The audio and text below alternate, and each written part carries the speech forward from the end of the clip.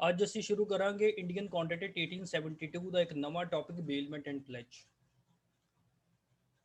ਇਹ ਜੋ ਚੈਪਟਰ ਹੈਗਾ ਇਹ ਦੋ ਹਿੱਸਿਆਂ ਦੇ ਵਿੱਚ ਵੰਡਿਆ ਹੋਇਆ ਹੈ। ਪਹਿਲਾ ਜੋ ਪੋਰਸ਼ਨ ਹੈਗਾ ਏ ਉਹ ਡੀਲ ਕਰੇਗਾ ਤੁਹਾਡੀ ਬੇਲਮੈਂਟ ਦੇ ਨਾਲ, ਤੇ ਦੂਜਾ ਜੋ ਪੋਰਸ਼ਨ ਹੈਗਾ ਇਸ ਚੈਪਟਰ ਦਾ ਉਹ ਤੁਹਾਡੇ ਟੌਪਿਕ ਡਿਸਕਸ ਕਰੇਗਾ ਪਲੇਜ ਦੇ ਨਾਲ। ਅੱਜ ਅਸੀਂ ਸ਼ੁਰੂ ਕਰਾਂਗੇ what is the meaning of bailment. ਅਗਰ ਆਪਾਂ ਬੇਲਮੈਂਟ ਦੀ ਗੱਲ ਕਰੀਏ ਤੇ ਬੇਲਮੈਂਟ ਇੱਕ ਸਪੈਸ਼ਲ ਟਾਈਪ ਆਫ ਕੰਟਰੈਕਟ ਦੀ ਕੈਟਾਗਰੀ ਦੇ ਵਿੱਚ ਆਉਂਦਾ ਏ। ਬੇਲਮੈਂਟ ਜੋ ਸ਼ਬਦ ਹੈਗਾ ਇਹ ਫ੍ਰੈਂਚ ਟਰਮ ਬੇਲਰ ਤੋਂ ਚੱਕਿਆ ਹੋਇਆ ਹੈ, ਜਿਹਦਾ ਮਤਲਬ ਹੈਗਾ ਏ ਟੂ ਡਿਲੀਵਰ। ਜੇ ਕਾਨੂੰਨ ਦੇ ਵਿੱਚ ਆਪਾਂ ਗੱਲ ਕਰੀਏ, ਜਦੋਂ ਇੱਕ ਵਿਅਕਤੀ ਦੂਸਰੇ ਵਿਅਕਤੀ ਨੂੰ ਆਪਣੀਆਂ ਗੁੱਡਸ ਡਿਲੀਵਰ ਕਰਦਾ ਹੈ, ਜਦੋਂ ਇੱਕ ਵਿਅਕਤੀ ਦੂਸਰੇ ਵਿਅਕਤੀ ਨੂੰ ਆਪਣੀਆਂ ਕੋਈ ਗੁੱਡਸ ਡਿਲੀਵਰ ਕਰਦਾ ਹੈ ਫॉर ਸਮ ਸਪੈਸਿਫਿਕ ਪਰਪਸ, ਤਾਂ ਇਹਦਾ ਮਤਲਬ ਕੀ ਹੈਗਾ ਏ, ਇਹ ਬੇਲਮੈਂਟ ਆ। In law, it refers to a special form of contract which arises from the delivery of goods by one person to another person. ਅਗਰ ਅਸੀਂ ਇੰਡੀਅਨ ਕੰਟੈਂਟ 1872 ਦੇ ਵਿੱਚ ਬੇਲਮੈਂਟ ਦੀ ਡੈਫੀਨੇਸ਼ਨ ਦੀ ਗੱਲ ਕਰੀਏ, ਤਾਂ what is the meaning of bailment that will be made clear by the definition of the term bailment. ਬੇਲਮੈਂਟ the definition section 148 ਦੇ ਵਿੱਚ ਦੱਸੀ ਏ, ਤੇ ਇਹ ਸਾਰੀ ਡੈਫੀਨੇਸ਼ਨ ਮੈਂ ਤੁਹਾਨੂੰ ਪਾਰਟਸ ਦੇ ਵਿੱਚ ਕਰਵਾਉਂਗਾ। ਇਹਨੂੰ ਛੋਟੇ ਛੋਟੇ ਹਿੱਸਿਆਂ ਦੇ ਵਿੱਚ ਵੰਡਿਆ ਏ so that you will know what is the meaning of bailment. According to section 148 of the Indian Contract 1872, section 148 ਦੇ ਵਿੱਚ ਬੇਲਮੈਂਟ ਨੂੰ ਡਿਫਾਈਨ ਕੀਤਾ ਹੈ। ਕੀ ਕਿਹਾ ਹੈ ਜੀ? ਇਹ bailment is the delivery of goods. Bailment ਦੇ ਵਿੱਚ ਕੀ ਆ? ਗੁੱਡਸ ਦੀ ਡਿਲੀਵਰੀ ਕੀਤੀ ਜਾਂਦੀ ਹੈ। ਗੁੱਡਸ ਕੀ ਹੁੰਦੀਆਂ? Movable property. It is very important. Bailment ਹਮੇਸ਼ਾ ਮੂਵੇਬਲ ਪ੍ਰਾਪਰਟੀ ਦੀ ਹੋਏਗੀ, ਇਮੂਵੇਬਲ ਪ੍ਰਾਪਰਟੀ ਦੀ ਨਹੀਂ ਹੋਏਗੀ। Bailment is the delivery of goods by one person to another. ਜਦੋਂ ਇੱਕ ਵਿਅਕਤੀ ਦੂਸਰੇ ਵਿਅਕਤੀ ਨੂੰ ਕੁਝ ਗੁੱਡਸ ਡਿਲੀਵਰ ਕਰਦਾ ਏ, ਕਿਉਂ ਕਰਦਾ ਪਿਆ ਏ? ਫॉर ਸਮ ਪਰਪਸ ਕਰਦਾ ਪਿਆ ਏ, ਕਿਸੇ ਪਰਪਸ ਦੇ ਲਈ ਕਰਦਾ ਪਿਆ ਏ। ਉਹ ਪਰਪਸ ਕੀ ਹੋ ਸਕਦਾ ਏ? ਮੰਨ ਲਓ ਇੱਕ ਵਿਅਕਤੀ ਦੂਸਰੇ ਵਿਅਕਤੀ ਨੂੰ ਕੋਈ ਗੁੱਡਸ ਦਿੰਦਾ ਪਿਆ ਏ for the purpose of repairing, for the purpose of stitching or for any other purpose. ਇਹ ਜੋ ਡਿਲੀਵਰੀ ਕੀਤੀ ਗਈ ਆ ਇਹ ਕੰਟਰੈਕਟ ਦੇ ਤਹਿਤ ਕੀਤੀ ਗਈ ਆ। ਤਾਂ ਕੰਟਰੈਕਟ ਕੀ ਆ? ਡੈਟ ਦੇ ਸ਼ੈਲ, ਜਿਹੜੀਆਂ ਗੁੱਡਸ ਹੈਗੀਆਂ ਨੇ, ਵੈਨ ਦਾ ਪਰਪਸ ਇਜ਼ ਅਕੰਪਲਿਸ਼ਡ, ਜਦੋਂ ਇਹ ਪਰਪਸ ਕੰਪਲੀਟ ਹੋ ਜਾਏਗਾ, ਇਹਨਾਂ ਗੁੱਡਸ ਨੂੰ ਵਾਪਸ ਕਰਨਾ ਹੈ, ਬੀ ਰਿਟਰਨਡ, ਤੇ ਜਾਂ ਉਹਨਾਂ ਗੁੱਡਸ ਨੂੰ ਇਸ ਤਰੀਕੇ ਨਾਲ ਡਿਸਪੋਜ਼ ਆਫ ਕਰਨਾ ਹੈ ਜਿਸ ਤਰੀਕੇ ਨਾਲ ਉਹ ਵਿਅਕਤੀ ਜੋ ਗੁੱਡਸ ਨੂੰ ਡਿਲੀਵਰ ਕਰਦਾ ਪਿਆ ਏ ਡਾਇਰੈਕਸ਼ਨਸ ਦੇਗਾ। ਜਿਹੜੇ ਪਰਸਨ ਨੂੰ ਇਹ ਗੁੱਡਸ ਡਿਲੀਵਰ ਕੀਤੀਆਂ ਗਈਆਂ ਨੇ ਉਸ ਵਿਅਕਤੀ ਨੂੰ ਕਿਹਾ ਜਾਏਗਾ ਬੇਲੀ, ਤੇ ਉਹ ਵਿਅਕਤੀ ਜੋ ਗੁੱਡਸ ਡਿਲੀਵਰ ਕਰਦਾ ਏ under the contract of bailment ਉਸ ਨੂੰ ਕਿਹਾ ਜਾਂਦਾ ਏ ਬੇਲਰ। ਜਿਹੜਾ ਪਰਸਨ ਗੁੱਡਸ ਡਿਲੀਵਰ ਕਰਦਾ ਏ ਉਸ ਵਿਅਕਤੀ ਨੂੰ ਕਿਹਾ ਜਾਏਗਾ ਬੇਲਰ, ਤੇ the person to whom the goods is delivered is called bailee. ਇੱਕ ਵਾਰ ਮੈਂ ਸੈਕਸ਼ਨ 148 ਦੀ ਡੈਫੀਨੇਸ਼ਨ ਤੁਹਾਨੂੰ ਰਿਪੀਟ ਕਰਵਾ ਦਿੰਦਾ। According to section 148 of the Indian Contract 1872, a bailment is the delivery of goods by one person to another for some purpose upon a contract, that they shall, when the purpose is accomplished, be returned or otherwise disposed of according to the direction of the person delivering them. The person to whom the goods are delivered is called bailee. The person who deliver the goods under the contract of bailment is called bailer. तो ਇਹ ਸੀ ਕੁਝ ਬੇਲਮੈਂਟ ਦੀ definition ਦੇ ਬਾਰੇ। ਇਹਦਾ ਮਤਲਬ ਇੱਕ ਗੱਲ ਬੜੀ ਇੰਪੋਰਟੈਂਟ ਆ, ਜਦੋਂ ਵੀ ਅਸੀਂ ਕੰਟਰੈਕਟ ਆਫ ਬੇਲਮੈਂਟ ਦੀ ਗੱਲ ਕਰਾਂਗੇ ਸਿਰਫ ਗੁੱਡਸ ਦੀ ਪੋਜੈਸ਼ਨ ਡਿਲੀਵਰ ਕਰਨੀ ਆ, ਨਾ ਕਿ ਮਾਲਕੀ। ਜਦੋਂ ਮਾਲਕੀ ਹੀ ਟ੍ਰਾਂਸਫਰ ਕਰ ਦਿੱਤੀ ਗੁੱਡਸ ਦੀ, ਇਹਦਾ ਮਤਲਬ that is a sale, that is not a contract of bailment. ਜਦੋਂ ਗੁੱਡਸ ਦੀ ਬੇਲਮੈਂਟ ਕੀਤੀ ਜਾਂਦੀ ਹੈ ਸਿਰਫ ਗੁੱਡਸ ਦੀ ਪੋਜੈਸ਼ਨ ਕੁਝ ਟਾਈਮ ਪੀਰੀਅਡ ਦੇ ਲਈ ਡਿਲੀਵਰ ਕੀਤੀ ਜਾਂਦੀ ਆ, ਕੁਝ ਕੰਮ ਕਰਨ ਦੇ ਲਈ ਪੋਜੈਸ਼ਨ ਦਿੱਤੀ ਜਾਂਦੀ ਆ। ਜਦੋਂ ਉਹ ਕੰਮ ਕੰਪਲੀਟ ਹੋ ਜਾਂਦਾ ਏ ਉਹਨਾਂ ਗੁੱਡਸ ਨੂੰ ਵਾਪਸ ਕਰਨਾ ਉਸ ਬੇਲੀ ਦੀ ਜ਼ਿੰਮੇਵਾਰੀ ਬਣਦੀ ਆ। ਤੋ ਇਹ ਗੱਲ ਬੜੀ ਇੰਪੋਰਟੈਂਟ ਹੈ ਇੱਥੇ ਨੋਟ ਕਰਨ ਵਾਲੀ ਕਿ ਕੰਟਰੈਕਟ ਆਫ ਬੇਲਮੈਂਟ ਦੇ ਵਿੱਚ ਜੋ ਡਿਲੀਵਰੀ ਹੁੰਦੀ ਹੈ ਗੁੱਡਸ ਦੀ, ਉਹ ਇੱਕ ਵਿਅਕਤੀ ਤੋਂ ਦੂਜੇ ਵਿਅਕਤੀ ਨੂੰ ਗੁੱਡਸ ਦੀ ਡਿਲੀਵਰੀ ਕੀਤੀ ਜਾਂਦੀ ਆ ਫॉर ਸਮ ਸਪੈਸਿਫਿਕ ਪਰਪਸ। ਜਦੋਂ ਵੀ ਇਹ ਪਰਪਸ ਕੰਪਲੀਟ ਹੋਏਗਾ, ਬੇਲੀ ਦੀ ਇਹ ਜ਼ਿੰਮੇਵਾਰੀ ਆ ਕਿ ਇਹਨਾਂ ਗੁੱਡਸ ਨੂੰ ਵਾਪਸ ਕੀਤਾ ਜਾਵੇ ਟੂ ਦੀ ਬੇਲਰ, ਜਾਂ ਤਾਂ ਓਰੀਜਨਲ ਫਾਰਮ ਦੇ ਵਿੱਚ ਜਿੱਦਾਂ ਗੁੱਡਸ ਆਈਆਂ ਸੀ ਉਸੇ ਤਰੀਕੇ ਨਾਲ ਵਾਪਸ ਕਰ ਦਿਓ, ਤੇ ਜਾਂ ਇਹਨਾਂ ਨੂੰ ਅਲਟਰਡ ਫਾਰਮ ਦੇ ਵਿੱਚ ਥੋੜਾ ਜਿਹਾ ਬਦਲਾਵ ਕਰਕੇ ਇਹਨਾਂ ਗੁੱਡਸ ਨੂੰ ਵਾਪਸ ਕਰ ਦਿਓ। ਫੋਰ ਐਗਜ਼ਾਮਪਲ ਏ ਨੇ ਬੀ ਨੂੰ ਆਪਣੇ ਕੱਪੜੇ ਸੀਨ ਦੇ ਲਈ ਦਿੱਤੇ, ਏ ਨੇ ਬੀ ਨੂੰ ਆਪਣੇ ਕੱਪੜੇ ਸੀਨ ਦੇ ਲਈ ਦਿੱਤੇ। ਹੁਣ ਇਹਦੇ ਵਿੱਚ ਜਦੋਂ ਕੱਪੜੇ ਸੀਨ ਲਈ ਦਿੱਤੇ ਜਾਂਦੇ ਆ ਤਾਂ ਅਨਸਟਿਚ ਫਾਰਮ ਦੇ ਵਿੱਚ ਕੱਪੜੇ ਦਿੱਤੇ ਜਾਊਗੇ। ਕੱਪੜੇ ਜਦੋਂ ਸੀ ਕੇ ਤਿਆਰ ਹੋ ਜਾਊਗੇ that will be in the stitching farm. ਤਾਂ ਇਹਦਾ ਮਤਲਬ ਆ ਕੱਪੜਿਆਂ ਦੀ ਨੇਚਰ ਚੇਂਜ ਹੋ ਗਈ। ਕੱਪੜੇ ਪਹਿਲਾਂ ਸਿੰਪਲ ਕੱਪੜੇ ਹੀ ਹੁਣ ਪੈਂਟ ਕਮੀਜ਼ ਬਣ ਗਈ ਆ, ਜਾਂ ਸੂਟ ਬਣ ਗਿਆ, ਜਾਂ ਸਾੜੀ ਬਣ ਗਈ ਆ। That will be in the altered form. But it is very important same goods ਵਾਪਸ ਕਰਨੀਆਂ ਵਾ, ਜਾਂ ਓਰੀਜਨਲ ਫਾਰਮ ਦੇ ਵਿੱਚ ਤੇ ਜਾਂ ਬਦਲੀ ਹੋਈ ਫਾਰਮ ਦੇ ਵਿੱਚ। ਅਗਰ ਗੁੱਡਸ ਨੂੰ ਡਿਲੀਵਰ ਕੀਤਾ ਜਾਂਦਾ ਵਾ ਇਕੁਇਵਲੈਂਟ ਬਣੀ, ਜਾਂ ਗੁੱਡਸ ਦੇ ਬਦਲੇ ਤੁਸੀਂ ਸਾਨੂੰ ਕੋਈ ਹੋਰ ਗੁੱਡਸ ਦੇ ਦਿਓ। ਮੰਨ ਲਓ ਏ ਨੇ ਬੀ ਨੂੰ ਗੁੱਡਸ ਦਿੱਤੀਆਂ, ਏ ਨੇ ਬੀ ਨੂੰ ਗੁੱਡਸ ਦਿੱਤੀਆਂ 5000 ਰੁਪਏ ਦੇ ਵਿੱਚ। ਏ ਨੇ ਬੀ ਨੂੰ ਆਪਣੀਆਂ ਗੁੱਡਸ ਦਿੱਤੀਆਂ 5000 ਰੁਪਏ ਦੇ ਵਿੱਚ। ਏ ਨੇ ਬੀ ਨੂੰ ਗੁੱਡਸ ਦਿੱਤੀਆਂ, ਬੀ ਨੇ ਏ ਨੂੰ 5000 ਰੁਪਏ ਦੇ ਦਿੱਤਾ। Whether this is called the bailment? Answer ਹੈਗਾ ਨਹੀਂ। Although the delivery has been taken place, ਪਰ ਇਹਦੇ ਵਿੱਚ ਪੈਸੇ ਹੀ ਆ ਗਏ ਤਾਂ ਇਸ ਨੂੰ ਸੇਲ ਕਿਹਾ ਜਾਊਗਾ। ਪਰ ਜੇ ਮੰਨ ਲਓ ਏ ਨੇ ਆਪਣੀਆਂ ਗੁੱਡਸ ਕੁਝ ਡਿਲੀਵਰ ਕੀਤੀਆਂ ਬੀ ਨੂੰ, ਤੇ ਬੀ ਨੇ ਕੁਝ ਆਪਣੀਆਂ ਗੁੱਡਸ ਡਿਲੀਵਰ ਕਰ ਦਿੱਤੀਆਂ ਏ ਨੂੰ। ਹੁਣ ਗੁੱਡਸ ਦੇ ਬਦਲੇ ਗੁੱਡਸ ਆਈਆਂ, that will be the exchange system, that will be the barter system, that is not the bailment. Bailment ਦੇ ਵਿੱਚ ਉਹ ਗੁੱਡਸ ਓਰੀਜਨਲ ਫਾਰਮ ਦੇ ਵਿੱਚ ਜਾਂ ਅਲਟਰਡ ਫਾਰਮ ਦੇ ਵਿੱਚ ਵਾਪਸ ਕਰਨ ਦੀ ਜ਼ਿੰਮੇਵਾਰੀ ਕਿਹਦੀ ਹੁੰਦੀ ਆ? ਬੇਲੀ ਦੀ ਹੁੰਦੀ ਹੈ। ਅਗਰ ਗੁੱਡਸ ਉਹੀ ਗੁੱਡਸ ਵਾਪਸ ਨਹੀਂ ਕੀਤੀਆਂ ਜਾਂਦੀਆਂ, ਕੋਈ ਉਹਦੇ ਬਦਲੇ ਹੋਰ ਗੁੱਡਸ ਵਾਪਸ ਕੀਤੀਆਂ ਜਾਂਦੀਆਂ ਵਾ, that will not be the contract of ਬੇਲਮੈਂਟ। ਤਾਂ ਬੇਲਮੈਂਟ ਦੇ ਵਿੱਚ ਇੱਕ ਚੀਜ਼ ਬੜੀ ਇੰਪੋਰਟੈਂਟ ਨੋਟ ਕਰਨ ਵਾਲੀ ਆ ਕਿ ਗੁੱਡਸ ਉਹੀ ਹੁੰਦੀਆਂ ਨੇ। ਹਾਂ, ਜਦੋਂ ਵਾਪਸ ਕਰਨਾ ਜਾਂ ਤਾਂ ਉਹਨਾਂ ਨੂੰ ਓਰੀਜਨਲ ਫਾਰਮ ਦੇ ਵਿੱਚ ਵਾਪਸ ਕਰ ਦਿਓ, ਤੇ ਜਾਂ ਕੁਝ ਬਦਲੀ ਹੋਈ ਫਾਰਮ ਦੇ ਵਿੱਚ ਕਰ ਦਿਓ। ਹੁਣ ਓਰੀਜਨਲ ਫਾਰਮ ਦੇ ਵਿੱਚ ਕਦੋਂ ਵਾਪਸ ਕੀਤੀਆਂ ਜਾਊਗੀਆਂ? ਮੰਨ ਲਓ ਫੋਰ ਐਗਜ਼ਾਮਪਲ ਦੇ ਤੌਰ ਦੇ ਉੱਤੇ ਤੁਸੀਂ ਚੰਡੀਗੜ੍ਹ ਕੋਈ ਪੇਪਰ ਦੇਣ ਗਏ, ਤੁਸੀਂ ਚੰਡੀਗੜ੍ਹ ਪੇਪਰ ਦੇਣ ਗਏ, ਤੁਸੀਂ ਉੱਥੇ ਕੀ ਕੀਤਾ? ਚੰਡੀਗੜ੍ਹ 43 ਨੰਬਰ ਸੈਕਟਰ ਦੇ ਵਿੱਚ ਗਏ। ਉੱਥੇ ਬੱਸ ਅੱਡੇ ਦੇ ਵਿੱਚ ਇੱਕ ਕਲੌਕ ਰੂਮ ਹੈਗਾ ਏ, ਜਿੱਥੇ ਤੁਸੀਂ ਆਪਣੀ ਗੁੱਡਸ ਜਾਂ ਆਪਣਾ ਬੈਗ ਡਿਪੋਜ਼ਿਟ ਕਰਵਾ ਦਿੱਤਾ। ਤਾਂ ਉਹਨਾਂ ਨੇ ਬੈਗ ਨੂੰ ਡਿਪੋਜ਼ਿਟ ਕਰਨ ਦੇ ਲਈ 10 ਰੁਪਏ ਜਾਂ 15 ਰੁਪਏ ਲਿੱਤੇ। ਤੁਸੀਂ ਬੱਸ ਉੱਥੋਂ ਜਦੋਂ ਵਾਪਸ ਆਏ ਤੇ ਆਪਣੀਆਂ 10 ਰੁਪਏ ਜਾਂ 15 ਰੁਪਏ ਦੇ ਕੇ ਆਪਣੀਆਂ ਗੁੱਡਸ ਵਾਪਸ ਲੈ ਲਈਆਂ। ਇਹਦਾ ਮਤਲਬ that was also a contract of bailment. ਜਦੋਂ ਇੱਕ ਟਾਈਮ ਪੀਰੀਅਡ ਖਤਮ ਹੋ ਕੇ ਤੁਸੀਂ ਵਾਪਸ ਆਉਂਦੇ ਹੋ, ਤੁਹਾਨੂੰ ਉਹੀ ਗੁੱਡਸ ਵਾਪਸ ਮਿਲ ਜਾਂਦੀਆਂ ਨੇ ਜਿਹੜੀਆਂ ਕਿ ਗੁੱਡਸ ਤੁਸੀਂ ਉੱਥੇ ਜਮ੍ਹਾਂ ਕਰਾਈਆਂ ਨੇ। ਤੁਸੀਂ ਜਲੰਧਰ ਜਾਣਾ ਹੈ, ਜਲੰਧਰ ਜਾਣ ਦੇ ਲਈ ਤੁਸੀਂ ਕੀ ਕਰਦੇ ਹੋ? ਆਪਣੇ ਬੱਸ ਅੱਡੇ ਦੇ ਵਿੱਚ ਆਪਣਾ ਬਾਈਕ ਜਾਂ ਆਪਣੀ ਕਾਰ ਪਾਰਕਿੰਗ ਦੇ ਵਿੱਚ ਲਾਉਂਦੇ ਹੋ। ਤਾਂ ਜਿਹੜੇ ਪਾਰਕਿੰਗ ਵਾਲੇ ਵਿਅਕਤੀ ਹੁੰਦੇ ਆ, ਉਹਨਾਂ ਦੀ ਇਹ ਡਿਊਟੀ ਹੁੰਦੀ ਆ ਕਿ ਜਦੋਂ ਤੁਸੀਂ ਵਾਪਸ ਆਓ ਤੇ ਤੁਹਾਨੂੰ ਉਹੀ ਜਿਹੜੀ ਤੁਹਾਡਾ ਸਕੂਟਰ ਜਾਂ ਮੋਟਰਸਾਈਕਲ ਜਾਂ ਤੁਹਾਡੀ ਕਾਰ ਆ ਉਹ ਵਾਪਸ ਕਰਨ, ਤੇ ਉਹਦੇ ਬਦਲੇ ਉਹ ਤੁਹਾਡੇ ਕੋਲ ਕੀ ਲੈਂਦੇ ਆ? ਪੈਸੇ ਲੈਂਦੇ ਆ। That is an example of the contract of bailment. ਤੋ ਜਦੋਂ ਗੁੱਡਸ ਓਰੀਜਨਲ ਫਾਰਮ ਦੇ ਵਿੱਚ ਵਾਪਸ ਕੀਤੀਆਂ ਜਾਂਦੀਆਂ, ਇਹ ਉਹਦੀ ਐਗਜ਼ਾਮਪਲ ਆ। ਜਦੋਂ ਕੋਈ ਕੰਮ ਕਰਕੇ ਵਾਪਸ ਕੀਤੀਆਂ ਜਾਂਦੀਆਂ ਨੇ, ਉਹ ਅਲਟਰਡ ਫਾਰਮ ਦੀ ਐਗਜ਼ਾਮਪਲ ਆ। ਪਰ ਅਗਰ ਗੁੱਡਸ ਦੇ ਬਦਲੇ ਤੁਹਾਨੂੰ ਪੈਸੇ ਜਾਂ ਗੁੱਡਸ ਦੇ ਬਦਲੇ ਕੋਈ ਹੋਰ ਗੁੱਡਸ ਮਿਲਦੀਆਂ ਨੇ, ਤਾਂ ਉਸ ਕੰਟਰੈਕਟ ਨੂੰ ਕੰਟਰੈਕਟ ਆਫ ਬੇਲਮੈਂਟ ਨਹੀਂ ਕਵਾਂਗੇ। ਜਾਂ ਤਾਂ ਉਹ ਸੇਲ ਹੋਏਗਾ ਤੇ ਜਾਂ ਉਹ ਐਕਸਚੇਂਜ ਹੋਏਗਾ।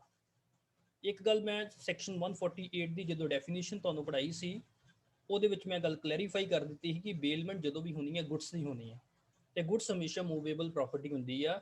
ਇਹਦਾ ਮਤਲਬ ਇਹ ਹੈਗਾ ਵਾ ਕਿ ਇਮੂਵੇਬਲ ਪ੍ਰਾਪਰਟੀ ਦੀ ਬੇਲਮੈਂਟ ਨਹੀਂ ਹੋ ਸਕਦੀ। ਆਓ ਜੀ ਥੋੜੀਆਂ ਜਿਹੀਆਂ ਅਸੀਂ ਐਗਜ਼ਾਮਪਲਾਂ ਦੀ ਡਿਸਕਸ਼ਨ ਕਰਦੇ ਹਾਂ ਜਿਹਦੇ ਵਿੱਚ ਕੰਟਰੈਕਟ ਆਫ ਬੇਲਮੈਂਟ ਬਣਦਾ ਹੈ। ਐਕਸ ਨੇ ਕੁਝ ਕੱਪੜੇ ਵਾਈ ਨੂੰ ਦਿੱਤੇ ਜੋ ਕਿ ਦਰਜੀ ਹੈਗਾ ਏ, for the purpose of stitching a suit. ਹੁਣ ਇਹਦਾ ਮਤਲਬ ਕੀ ਹੈ? This is a contract of bailment between X and Y. X ਨੇ ਵਾਈ ਨੂੰ ਕੱਪੜੇ ਦਿੱਤੇ, ਤੇ ਵਾਈ ਦੀ ਇਹ ਡਿਊਟੀ ਬਣਦੀ ਆ ਕਿ ਜਦੋਂ ਕੱਪੜੇ ਸੀ ਦਿੱਤੇ ਜਾਂਦੇ ਆ ਤੇ ਐਕਸ ਨੂੰ ਉਹ ਕੱਪੜੇ ਆਪਣੇ ਸਟਿਚਿੰਗ ਚਾਰजेस ਲੈਣ ਤੋਂ ਬਾਅਦ ਵਿੱਚ ਵਾਪਸ ਕਰ ਦੂਗਾ। So this is an example of the contract of bailment. ਦੂਸਰੀ ਐਗਜ਼ਾਮਪਲ ਆਪਾਂ ਗੱਲ ਕਰਦੇ ਹਾਂ, ਇਹਦੇ ਵਿੱਚ ਕਈ ਐਗਜ਼ਾਮਪਲਾਂ ਦੀ ਗੱਲ ਕਰਾਂਗੇ ਜਿਹਦੇ ਕੰਟਰੈਕਟ ਆਫ ਬੇਲਮੈਂਟ ਤੁਹਾਨੂੰ ਜ਼ਿਆਦਾ ਕਲੈਰੀਫਾਈ ਹੋਏਗਾ। ਅਗਰ ਮੰਨ ਲਓ ਆਪਣਾ ਅਸੀਂ ਗੋਲਡ ਦਿੰਦੇ ਹਾਂ ਗੋਲਡ ਸਮਿਥ ਨੂੰ, ਅਗਰ ਅਸੀਂ ਇੱਕ ਸੁਨਿਆਰੇ ਨੂੰ ਆਪਣਾ ਕੁਝ ਸੋਨਾ ਦਿੱਤਾ ਔਰਨਾਮੈਂਟਸ ਬਣਾਉਣ ਦੇ ਲਈ, ਤਾਂ that is an example of contract of bailment. Goods left with cloak room for safe custody.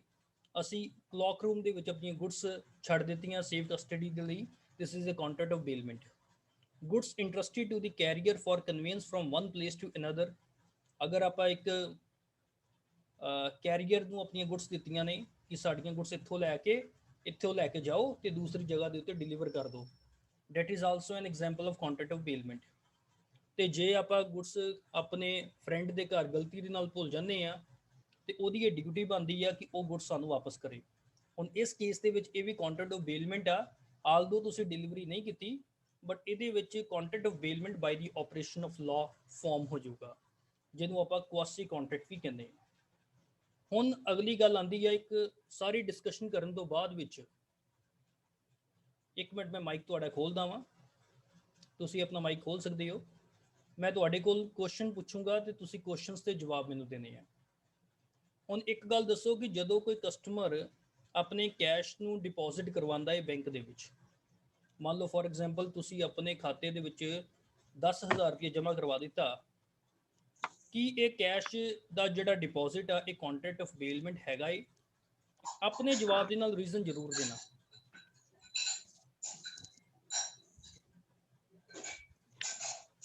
मैं रिपीट कर देना question. When a customer makes a deposit of his cash with the bank, whether this deposit of cash constitute the contract of bailment, अपने answer ਦਾ ਨਾਲ reason ਜ਼ਰੂਰ ਦੇਣਾ ਹੈ। I think ਕਿਸੇ ਨੂੰ ਨਹੀਂ ਪਤਾ, ਮੈਂ ਦੱਸ ਦਿੰਦਾ।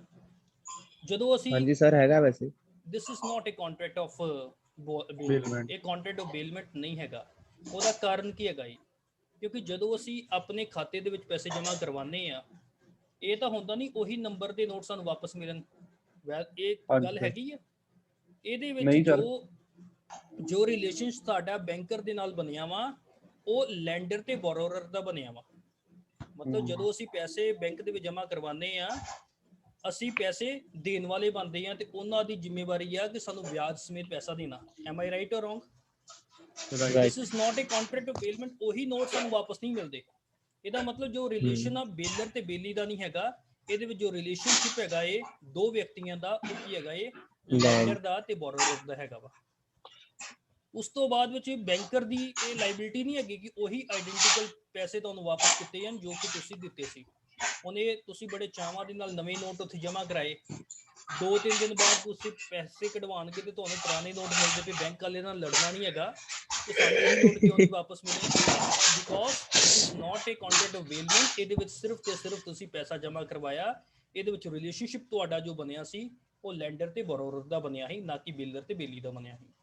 ਹੁਣ ਇਹ ਤੋਂ ਹੀ ਇੱਕ ਹੋਰ ਕੁਐਸਚਨ ਬਣਦਾ ਹੈ। ਹੁਣ ਤੁਸੀਂ ਇੱਕ ਗੱਲ, ਚਲੋ ਠੀਕ ਹੈ, ਹੁਣ ਮੰਨ ਲਓ ਫੋਰ ਐਗਜ਼ਾਮਪਲ ਦੇ ਤੌਰ ਦੇ ਉੱਤੇ ਤੁਹਾਡਾ ਵਿਆਹ ਹੋ ਗਿਆ, ਵਿਆਹ ਦੇ ਟਾਈਮ ਦੇ ਉੱਤੇ ਤੁਹਾਡੀ ਵਹੁਟੀ ਬੜੇ ਗਹਿਣੇ ਲੈ ਕੇ ਆਈ ਹੈ, ਤੁਸੀਂ ਆਪਣੇ ਇਹਨਾਂ ਗਹਿਣਿਆਂ ਨੂੰ ਬੈਂਕ ਦੇ ਵਿੱਚ ਜਮ੍ਹਾਂ ਕਰਵਾ ਦਿੱਤਾ, ਲੋਕਰ ਸਰਵਿਸਿਜ਼ ਲੈ ਕੇ ਸੇਫ ਕਸਟਡੀ ਦੇ ਵਿੱਚ ਉਹਨਾਂ ਨੂੰ ਡਿਪੋਜ਼ਿਟ ਕਰਵਾ ਦਿੱਤਾ।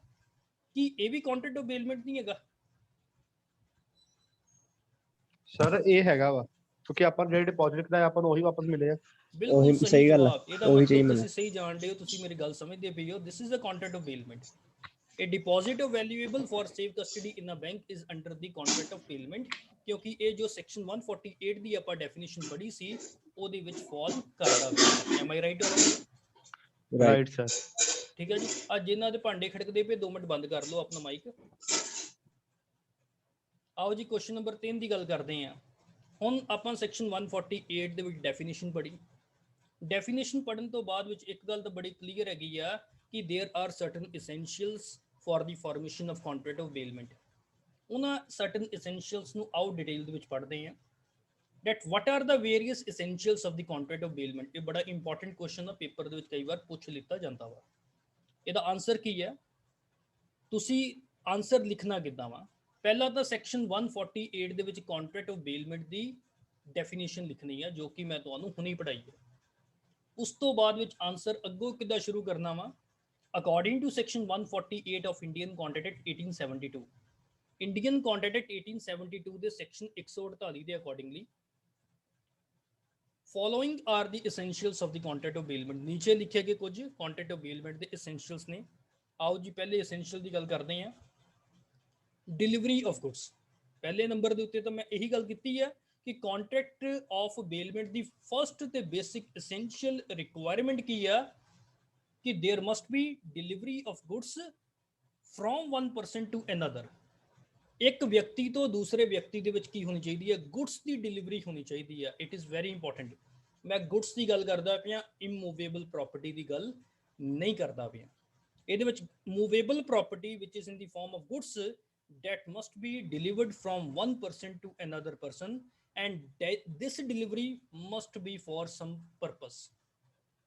ਉਹ purpose teaching ਦਾ ਵੀ ਹੋ ਸਕਦਾ, ਸੇਫ ਕਸਟਡੀ ਵੀ ਹੋ ਸਕਦੀ ਆ, ਕੋਈ ਵੀ ਪਰਪਸ ਹੋ ਸਕਦਾ ਵਾ।